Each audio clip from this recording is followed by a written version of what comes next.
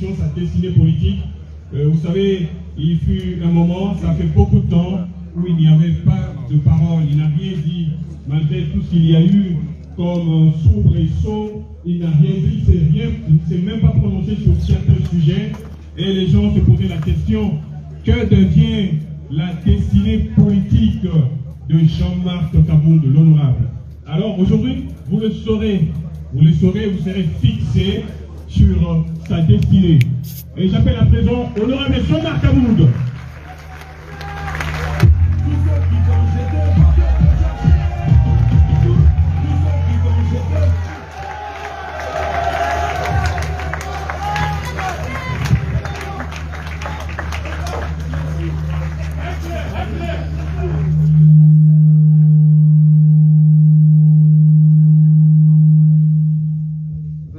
Chaud, papa.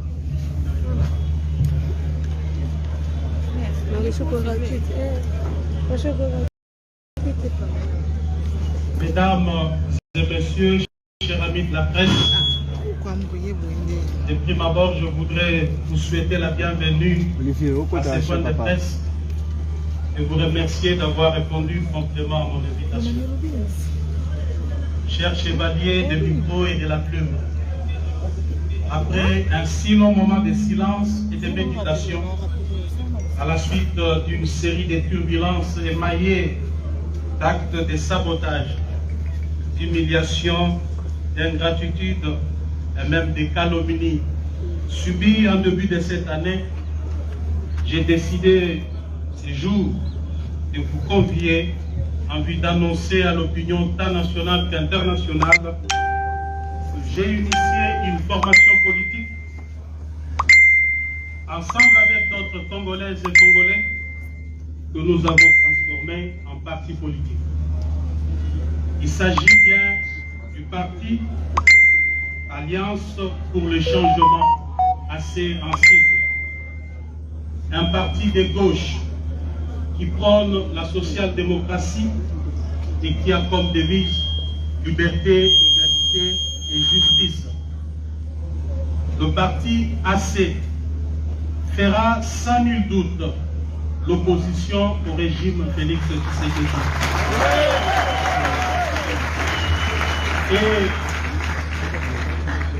pourquoi nous le ferons? C'est exactement pour deux raisons.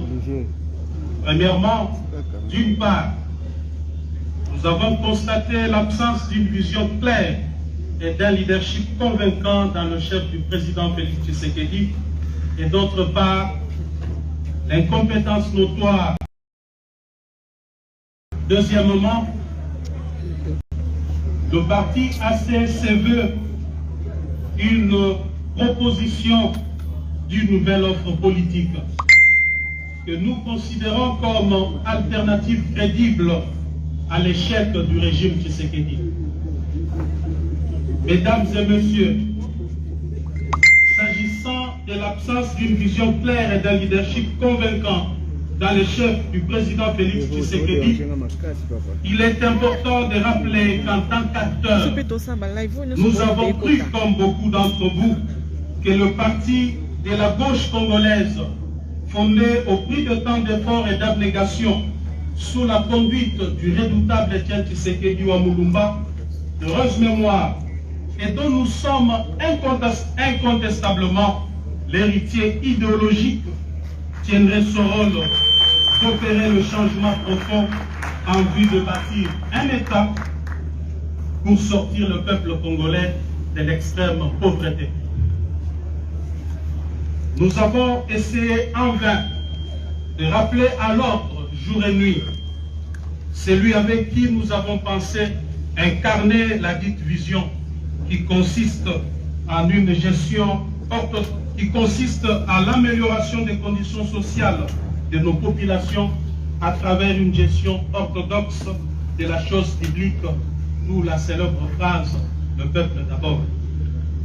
Hélas, à l'absence d'une vision claire dans le chef du président Félix Tshisekedi, pour faire décoller le Congo, nous assistons malheureusement à des tâtonnements et des essais-erreurs dans tous les domaines de la vie nationale. Aucun projet concret n'a été finalisé alors que les caisses de l'État saignent jour et nuit, en contradiction des principes sacro-saints et inviolables qui caractérisaient notre orientation politique en matière de gestion de la chose publique, dont le socle est la bonne gouvernance et la redevabilité. Les promesses irréalisables sont considérées désormais comme mode de gestion. Le mensonge, la manipulation comme vision de gouvernance, les détournements des deniers publics et la corruption comme mode d'exécution de projets. Tous les échecs constatés sont la faute des autres. Une véritable fuite en avant et un mensonge d'État. Le Parlement de la République, temple de la démocratie, est désacralisé et devient le lieu à travers lequel le peuple assiste, contre sa volonté, à des scènes de règlement des comptes, des traitements des sujets sans pertinence aucune et celles des théâtres de clowns politiques. Près de 4 ans plus tard, le système Tshisekedi est incapable de mobiliser les recettes à la dimension du Grand Congo et à l'immensité de ses ressources et richesses. En revanche, force est de constater que l'appareil de l'État se détériore et est devenu de plus en plus un club d'amis où les apprentis sorciers de tous bords exercent leur premier stage au sommet de l'État. Le peuple congolais fait au quotidien face à la montée vertigineuse des prix des denrées de première nécessité qui ont atteint leur instabilité sans précédent, alors que le gouvernement publie des statistiques de fois erronées et manipulées, vantées jour et nuit, ne reflétant aucune réalité de terrain. Quoi de plus ahurissant est de constater que le peuple qui constitue le fondement de la démocratie sociale a été volé par l'État sous la coordination des services de la première institution de la République à travers le dossier RAM. Cette escroquerie d'État s'est déroulée au grand jour. Pire encore, le fonctionnaire, l'enseignant, le militaire et le policier qui devaient bénéficier tout simplement de l'amélioration réelle de leur salaire minimum garanti restent toujours bernés par des suppléments propagandistes paradoxalement à leur panier de la ménagère et sans repère ni soubassement dans le calcul de la base salariale. Il va sans dire que le gouvernement a abandonné sa mission principale. Le peuple est désormais face aux dirigeants irresponsables. L'absence des mesures rationnelles d'encadrement de la gratuité d'enseignement, fondamentale bien entendu, fait chuter la qualité de l'éducation nationale alors que l'accès aux soins de santé primaires de la population devient cauchemar sous les régimes des jouisseurs. Mesdames et messieurs, nous avons à son temps demandé la réduction du train de vie des animateurs des institutions. Cette réduction cadre avec la vision socialiste qui devrait guider toute action politique d'un régime dirigé par, entre guillemets, un tshisekédiste. Mais hélas, on a vu par contre la mise en place d'un système corrompu de kamikazes en enrichissement illicite, pillage et détournement des deniers publics. L'absence du leadership politique responsable au sommet de l'État a exposé le pays à une diplomatie de complexe et de complaisance sans anticipation aucune. Des multiples voyages diplomatiques n'ont réussi à convaincre aucun chef d'État et de gouvernement en faveur des différentes causes de notre pays. La situation d'insécurité à l'est du pays, dont les ennemis sont connus et que nous avions eu l'occasion de dénoncer les dangereux rapprochements en son temps, est la preuve éloquente que les déficits du leadership et des capacités à prendre des décisions fermes et courageuses en interne et vis-à-vis de ceux qui nous menacent pour apporter le soulagement à nos populations de l'Est tant meurtries et démontrées. Les désastres qui prévoient actuellement dans la partie est de notre pays, plus principalement dans le province du Nord Kivu et de l'Ituri, relèvent de la responsabilité première du chef de l'État et de son gouvernement. Il est ici de rappeler que les dirigeants actuels n'ont entrepris aucune réforme de notre système de défense et de sécurité. Pire encore, les militaires et les policiers vivent dans des conditions exécrables. Depuis que M. Félix Tshisekedi est au pouvoir, vous en doutez, il n'a jamais songé à doter ne serait-ce que l'uniforme aux militaires et policiers. Si tel est le cas, que dirions-nous alors des armes et des munitions qui sont indispensables pour toute campagne militaire afin de protéger la population? Dans ces conditions, il est clairement établi que le système en place expose la République, le peuple congolais, ainsi que ses ressources naturelles. Quant à nous, nous visons l'amélioration des conditions de vie de nos populations à travers une classe moyenne. Mesdames et messieurs, au regard de ce tableau sécuritaire sombre, il est clair que M. Félix Tshisekedi, aujourd'hui, doit être considéré comme un danger au sommet de l'État.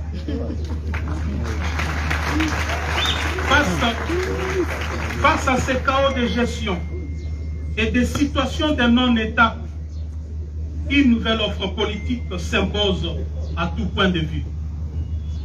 Cette offre politique que nous proposons à travers l'Alliance pour le changement consiste en la transformation de l'homme congolais, à la refondation de l'État, la mise sur pied d'un modèle économique et financier favorable au contexte congolais et à la révolution sociale à travers une gestion rationnelle et raisonnable de nos ressources et richesses naturelles. L'Alliance pour le changement vise l'amélioration des conditions de vie des populations congolaises à travers la création d'une classe moyenne. En cela, elle se veut le champion de la pratique de l'équité, de la justice et du droit, de la protection et la sécurité sociale, ainsi que de la quête permanente du bonheur partagé, en réalisant un équilibre intelligent entre l'État, le patronat et les salariés, en mettant en œuvre des mécanismes nouveaux de redistribution équitable des richesses du pays et de contrôle des finances publiques, tout en luttant contre la corruption, l'impunité, les tribalismes, les trafics d'influence, le clientélisme, le népotisme et le laxisme payant dans la gestion de la chose publique. Nous disons bref, les antivaleurs qui caractérisent le système Tshisekedi actuellement. Nous envisageons donc imposer demain l'ordre et la discipline dans ce pays.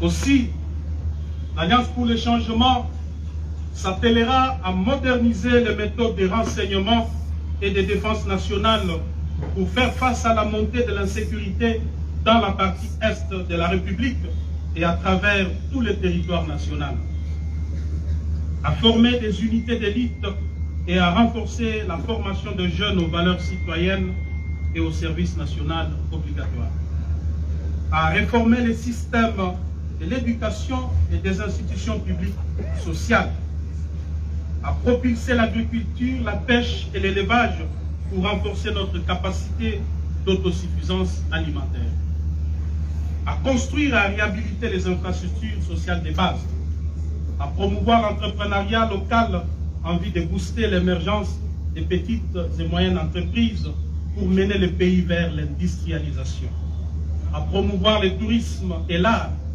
à engager une diplomatie pragmatique de puissance et d'action, à réformer radicalement la justice et l'administration publique.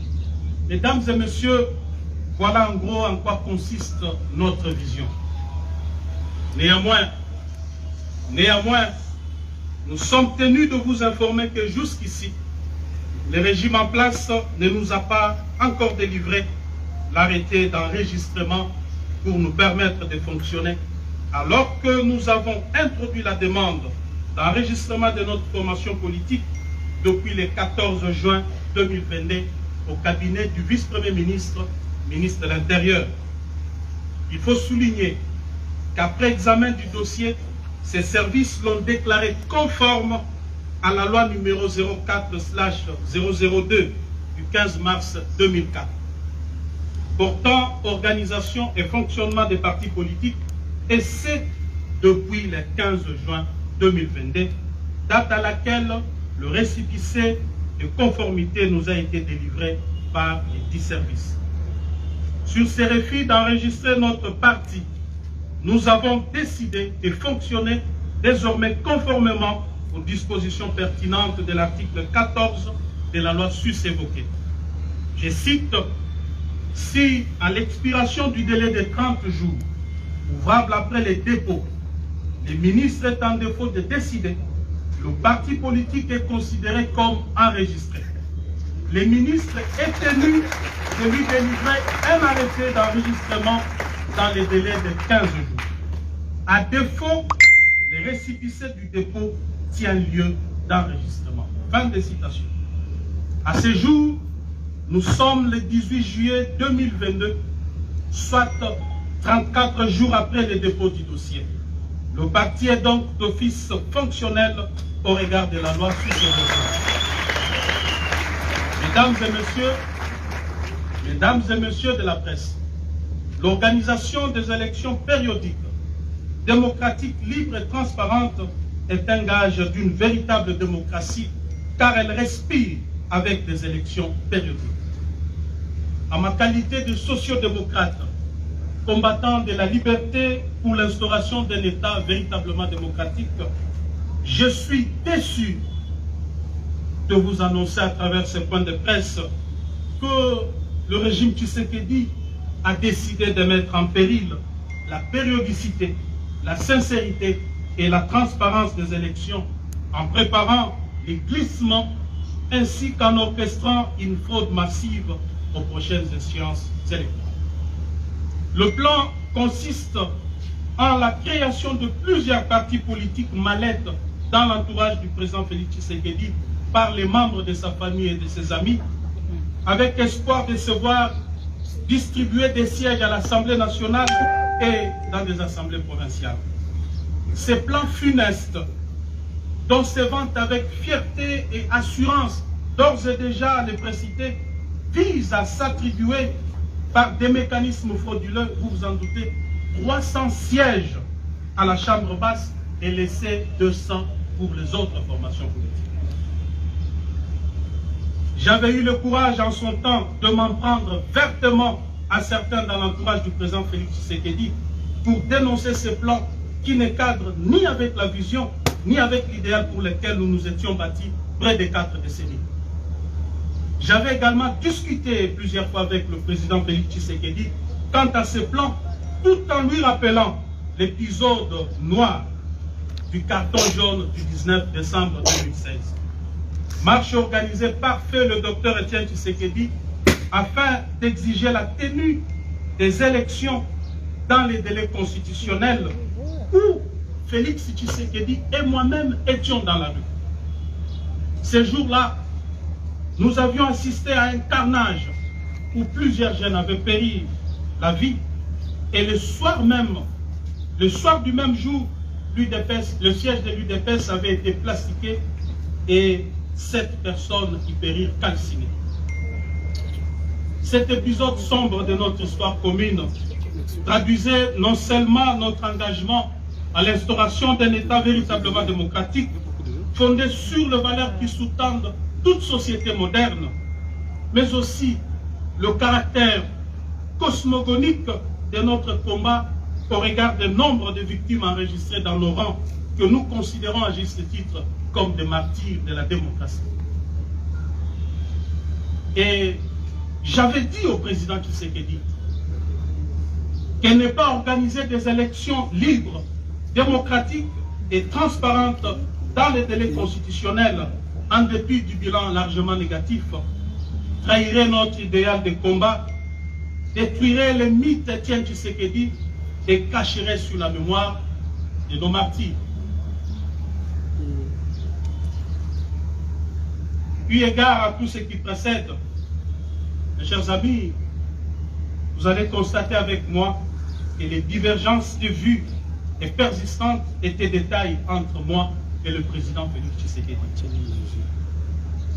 C'est comme ça qu'en ce jour, devant vous, je lance un appel au peuple congolais, à tous ceux qui avaient cru dans le combat d'Étienne Tshisekedi, de se mobiliser pour barrer la route à ces régimes, des irresponsables jouisseurs qui se définissent comme antithèse du Tshisekedisme. Ne pas les faire à pour risque de pérenniser la souffrance et le maintien de la République dans le sous-développement avec péril de plonger le pays dans une guerre civile inutile. M. Tshisekedi doit désormais savoir que cette manœuvre ne passera pas. Et je m'engage personnellement à affronter aux côtés du peuple cette machination. Parce que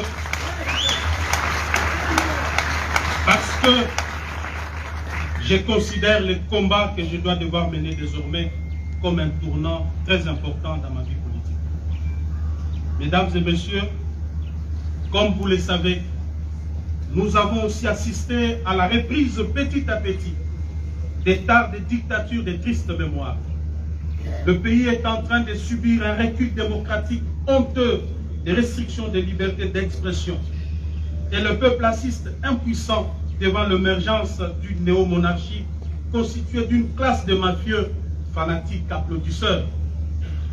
On constate la flambée des arrestations des leaders d'opinion et des atteintes à la liberté de la presse avec des intimidations de journalistes dont certains sont contraints à l'exil. Il en est de même de l'usage abusif des services publics à des fins privées, des trafics d'influence par la résurgence des familles et des personnes intouchables, la manipulation de la justice avec des dossiers montés de toutes pièces pour écarter certains adversaires.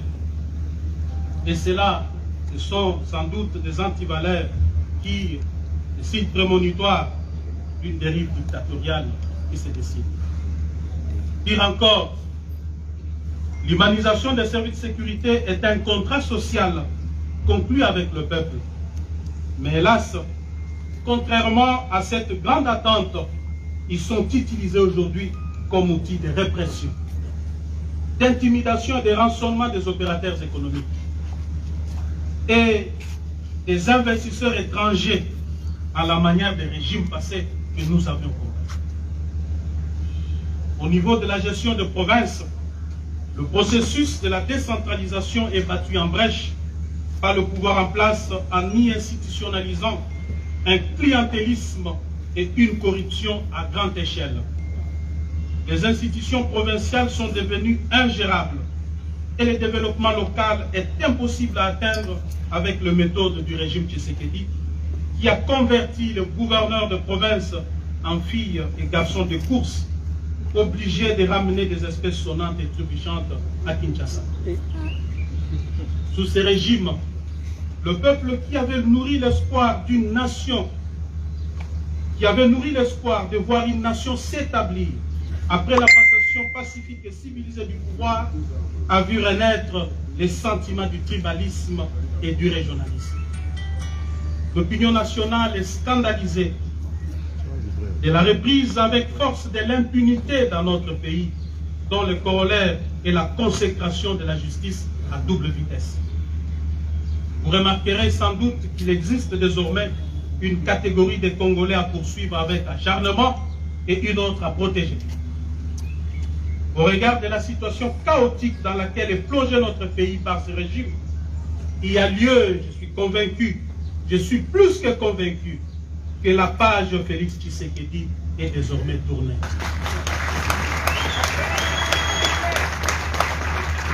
Quant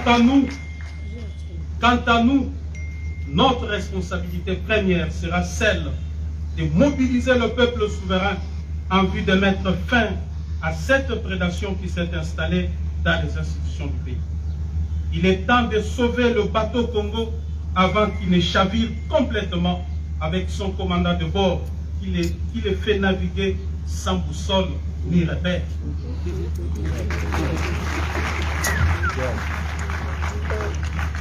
Dans un monde en total bouleversement, dans les décombres d'une gouvernance au rabais, dans un paysage politique mouvant, dans lequel tout est incertain, tout est sans cesse remis en question, nous devons imposer une révolution contre la prédation et l'amateurisme au sommet de l'État. Une révolution pacifique, démocratique, mais une révolution, celle du bon sens, car si le peuple n'arrête pas cette prédation, elle ne s'arrêtera pas et l'hécatombe s'abattra sur le Congo. Parce que rien ne va de soi, que tout relève de l'anticipation et de la volonté, du travail et de l'ardeur. L'avenir n'est pas ce qui va arriver, mais ce que nous allons faire ensemble. Pour terminer, nous voudrions préciser que nous ne réglons des comptes à personne et nous ne comptons mener une guerre à personne. Nous ne réglons que des problèmes de la RDC pour laquelle nous sommes désormais résolument engagés. J'ai saisi d'ailleurs cette occasion pour remercier de tout cœur ceux qui m'ont soutenu pendant le moment de tumulte et d'agression injuste que j'ai subi. Toutefois, je dois leur rassurer que de tous ces événements, rien ne m'a ébranlé. En revanche, je les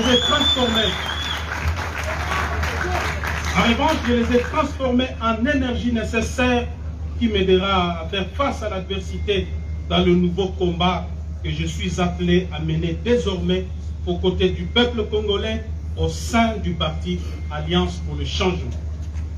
Il faut un nouveau leadership à tout prix pour la RDC. Ainsi, je pardonne à tous ceux qui m'ont fait tant de mal. En même temps, je demande pardon à tous ceux qui se sont sentis offensés par mes actes et mes décisions politiques. Mesdames et messieurs de la presse, vous serez conviés dans le tout prochain mois à la cérémonie de sortie officielle du parti Alliance pour le changement, au cours de laquelle nous dévoilerons notre projet de société ainsi que les grandes actions que nous comptons mener jusqu'à la victoire finale. À présent, je me mets à votre disposition pour répondre à toute préoccupation liée à l'objet de notre point de presse de ce jour. Je vous remercie. Merci, chers journalistes, de l'attention.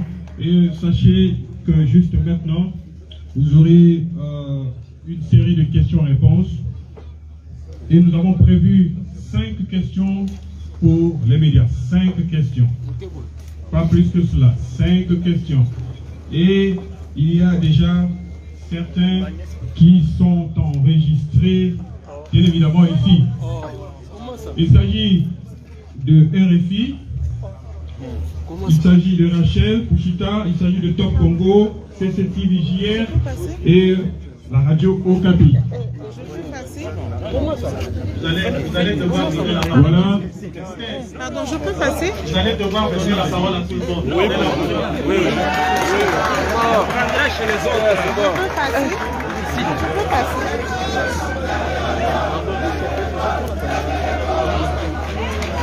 D'accord, c'est pris en compte. Alors, tous ceux qui veulent intervenir, il va falloir que vous vous enregistrez.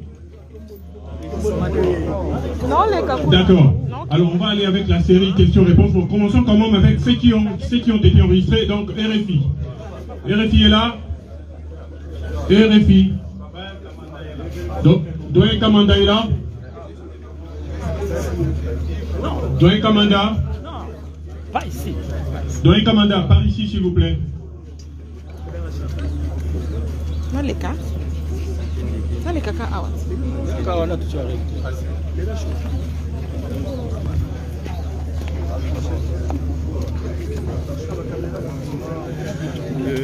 ça va.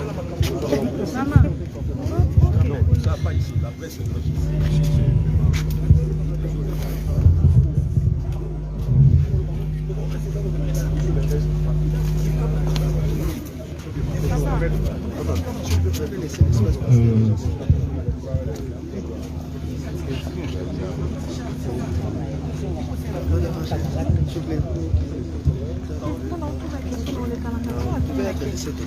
Honorable Jean-Marc Kaboun, nous vous découvrons aujourd'hui chef de parti, comme vous l'avez déjà été même à titre régional. Et aujourd'hui, c'est dit clairement que entre